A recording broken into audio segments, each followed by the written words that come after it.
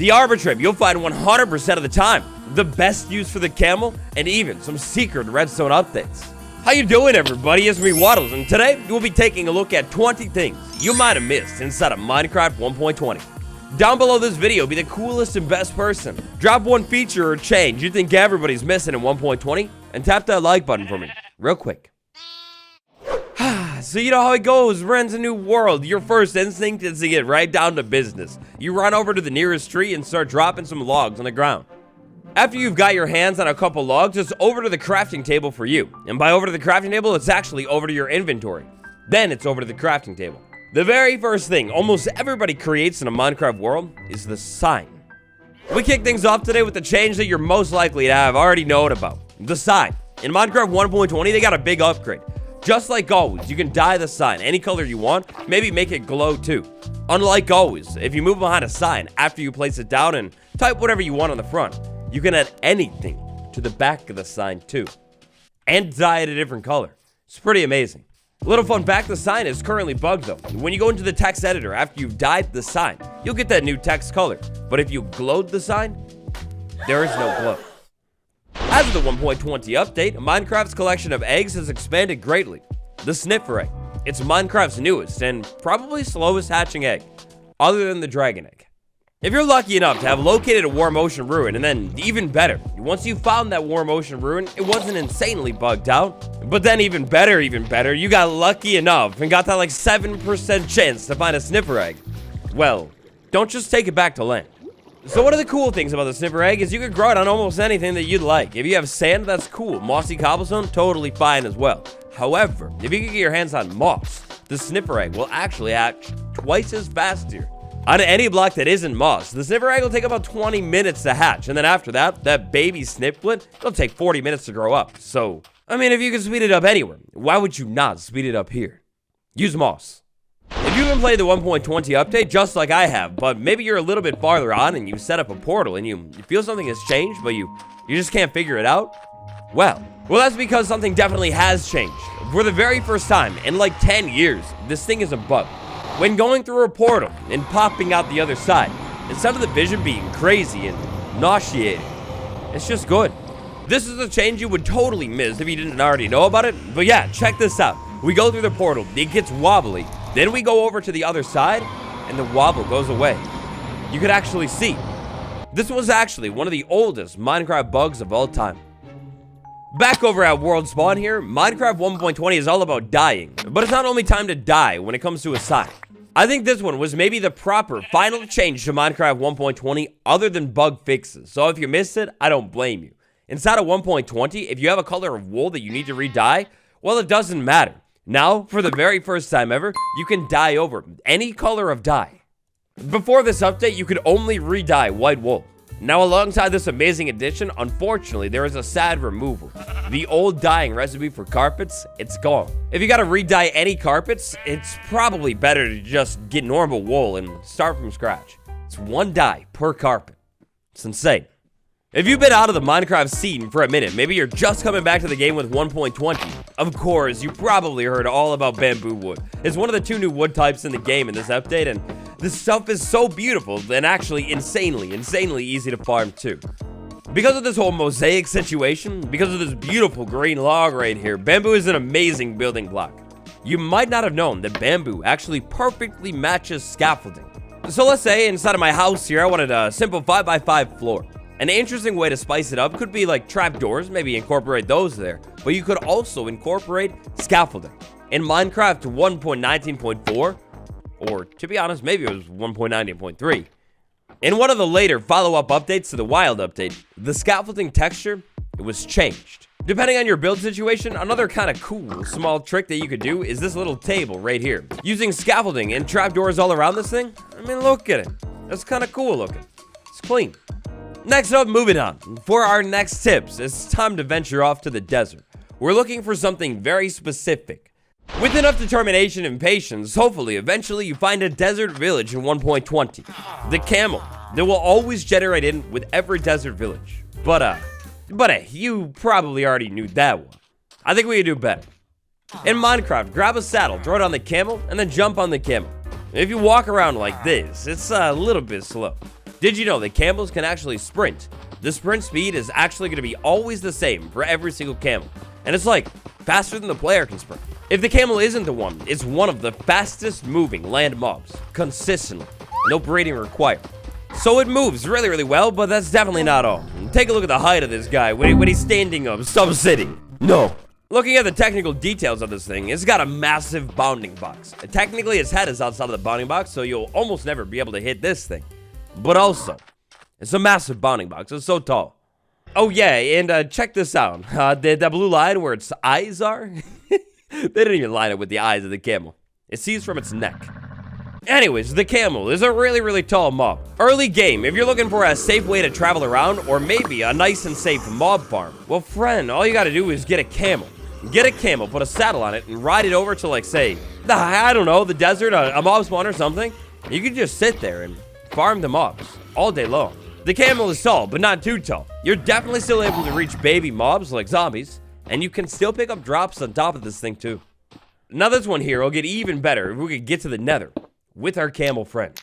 Build a portal that is actually, a legal portal. Go ahead and light the portal and move a camel over to the nether.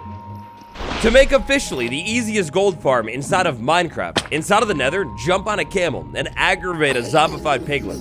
All you gotta do is stand in a flat area and let these things run over you. Be careful though, sometimes they can bug out and reach you. Next up, listen, you cut me a break here. I got a lot of tips and tricks, and I could throw another 1.21 in here for sure. Absolutely, I got a lot. But I feel like this one might be a little bit more useful because I literally just learned about this one in this video right here. Swift Sneak. We take it, and we put it on the leggings. To pull the rest of this one off, we're going to also need a trapdoor and a pickaxe. We'll drink a potion of night vision so we can see a little bit better, equip our Swift Sneak 3 leggings, and put a trapdoor against the wall. Then we'll crawl. Now look at this. This is absolutely amazing. Crawl mining has been a thing since crawling was added to the game, but crawl mining at like a normal speed, like you move pretty quickly, same speed as walking, almost. Oh, this blew my mind. This is completely game-changing. Small branch mines are actually they're not terribly annoying. So technically speaking, this isn't new to Minecraft 1.20. This mechanic was added to the game in 1.19, but oh boy, early on in 1.20, maybe you still are, well, you could definitely make use of this mechanic, for sure. In Minecraft 1.20, we got a couple of new redstone related things. One of those most beautiful things is the chisel bookshelf. In its original form, you could load it from the top all the way down to the bottom. In the current form, you can load it in any order that you want. It's beautiful. But did you know you don't even have to load it? You could actually use hoppers to load the chisel bookshelf. If you put a book into a hopper, it'll load the bookshelf from the front all the way down to the bottom, just like in the OG days. Even better, you could actually use hoppers to pull it out too. Even better, hopper minecart right below the chisel bookshelf. Oh, that works too, and it's so quick. I don't know if you caught that. But there is another way too. Another great way to load the chisel bookshelf, other than you just doing it yourself, is with the help of a dropper. And we put a dropper facing the chisel bookshelf on any side, put books inside of the dropper, and then go ahead and power that thing. It'll actually drop the books right into the bookshelf. This one is definitely super useful for secret doors. Sus sand, sus gravel. Two brand new interesting blocks that you can't get in survival. Ho-ho. For this one, a shout out to the Minecraft legend, Cubfit. On a hotbar are the materials that you're going to need to have if you want to pick up the sus block, other than the sponge. The sponge is just going to help set us up a little bit easier. So step number 1 here is go out into your world and locate a sus block. Could be at a desert well, could be at the trail ruins, it doesn't matter. After that, to prep our little experiment here, the quick hack, we'll remove the water and some blocks. Once we've found a sus block in Minecraft, we're going to need to be careful. We cannot break the block right below it, at least not yet. Instead, what we're going to want to do here is dig down a little bit. We got a sus sand. We got an extra block. We have an extra block here. Remove it. Extra block right there. Remove it. And then finally, this one right there. Remove it. Replace that one with soul soil. Then put a water bucket. After that, we're going to go ahead and break our way back out and get a second water bucket. We're going to move back down here and put another water bucket there. We got a bubble column going on. Now we can go ahead and break this block right here. And then we have to wait. This is going to take a little bit of time. But the sand or gravel is going to bounce for a long time, eventually bounce a little bit less, and then fall into the bubble column and basically just break for seemingly no reason at all. So I go ahead and speed it up a little bit for you here. It's a time-consuming process, but after a little bit of time, just like that, sus sand in survival in my inventory. Now the sad part about this one is once you place it down, the item that was inside of it is gone forever. But maybe you're just trying to flex and pick up the impossible blocks. Well, that's how you do it. It's sad but true. The brown mushroom is one of the rarest Minecraft mobs and most forgotten mobs too. If you didn't know, you feed a brown mushroom any flower and then use a bowl on that brown mushroom and you'll get a specific type of suspicious stew. Meaning every single time I feed this mushroom a poppy, I get night vision. Flowers, mushrooms, the intelligent ones may remember that 1.20 came with some new flowers. When it comes to the pitcher pod and the mushroom, it doesn't work. You cannot feed this thing the pitcher pod. However, with this one, it's not all disappointment. If you get torch flowers, if you wanted to, you could feed the brown mushroom the torch flower and then milk it for suspicious stew. After you do that, it's also night vision. Every single time. These new Minecraft flowers are pretty tricky to get. The new Minecraft piglin head is also really tricky to get. Did you know if you power this thing, if you power this thing on any block, the ears will just wiggle indefinitely forever. It's amazing. Bamboo wood is beautiful. Cherry wood is even beautifuler. Except problem. Finding bamboo for bamboo wood might not be that tricky, but finding the specific biome for the cherry wood, that might be a little bit more difficult. So of course it's all dependent on your seed, but inside of my seed here, I got a warm biome, a big hill, and another warm biome. Unfortunately, there's no cherry blossom biome anywhere near here, at all. But there is one way I could get it. It pains me to say it, really, it's almost too harsh, I can't even speak the words barely, but the wandering trader. There's a misconception that it was forgotten inside of the wandering trader, but no, it's here. It's here, the cherry sapling. 5 emeralds, 1 cherry sapling. Now, I guess fortunately here for you, if you get 1 cherry sapling from that thing, it should probably be more than enough.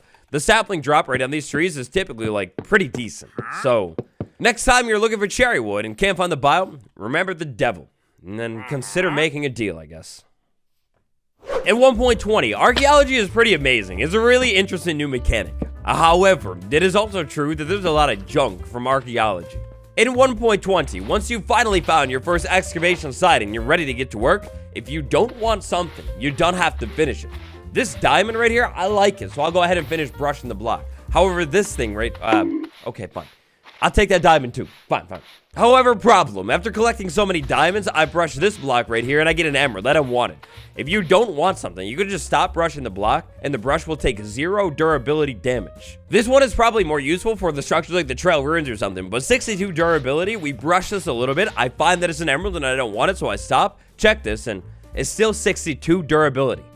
For archaeology, if you're not trying to waste your time with any junk, or you're just trying to conserve your brush's durability for whatever reason, just peek, decide if you want it, and then stop. And you can just break it. I'm gonna be honest, I really didn't think any changes would happen to the deep dark biome inside of Minecraft 1.20, but then surprise, there are actually quite a few. If you're big brain tier and you watch all of my content, then you definitely heard about this one because I mentioned it a couple times, but the Skulk Shrieker. If you step on a Shrieker or if you sense the Shrieker, whatever, it'll go ahead and shriek. It's pretty terrifying. If you're a little bit more devious and you want to pull a quick prank on your friend, you could go ahead and waterlog the Shrieker, hook it up to redstone or something back up at your base, and it'll still scream and give darkness, but it won't make the sound. That could be really, really cool for some kind of evil prank. In the world of other cool redstone changes in 1.20, the Skulk Sensor. Before 1.20, if you wanted to pull a strong signal out of a sensor, you had one option. And that option here was basically hook redstone up to the Skulk Sensor and figure it out somehow. If you needed to silence this thing with water, it would be a little bit more tricky. Now, in 1.20, everything is different. The Skulk Sensor will strongly power the block below it, which means it's a whole lot easier to work with signals than Skulk Sensors. The only change that I would love to see them make now is make it so you could actually like use a comparator with the block below it too. I don't know if that's possible with anything else, but like that would be absolutely amazing for these sorted redstone contraptions.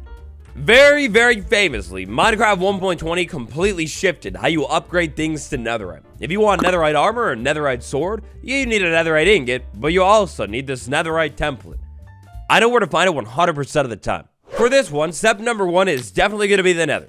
First things first, head over there.